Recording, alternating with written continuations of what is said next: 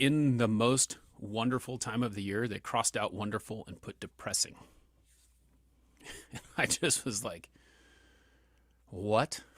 Because this is how I feel. And I don't know why. I don't ever understand why this depresses me so much, but I think it was crazy because I think when I was a kid, when Santa Christopher asked me what my favorite Christmas story was, I started to think about it. And it was the fact that, like the coolest one to me was when I had moved from California and we got here. I was 11 years old. My grandparents came up for Christmas that year, and I think it was the first time we saw snow.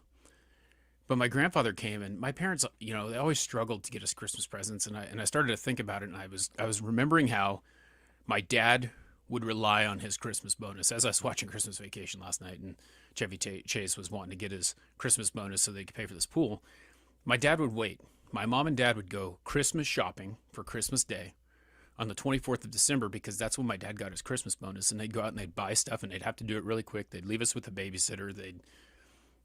And they'd go do that, and then we'd come home, and Christmas just automatically showed up, right? We had Christmas. It had to be the 23rd because we have a tradition where we open one present on the 24th. And then we have what Santa brings. Well, actually, I opened all the presents that were under the tree on the 24th on Christmas Eve. And then when Santa came in the morning, we had like one big present. And that was kind of the way it was. But I remember my parents always struggling. And I remember a lot of stress around that. And to me, it's kind of what it's become, I think. I think that marrying into, my wife's side of the family where they gave everything they could, and then seeing how tough it is because I'm December 3rd. My little brother's actually November 2nd. So we still have it just never stops. The birthdays never stop coming. And then Christmas comes, and then you got kids and you got all these things that you have to do.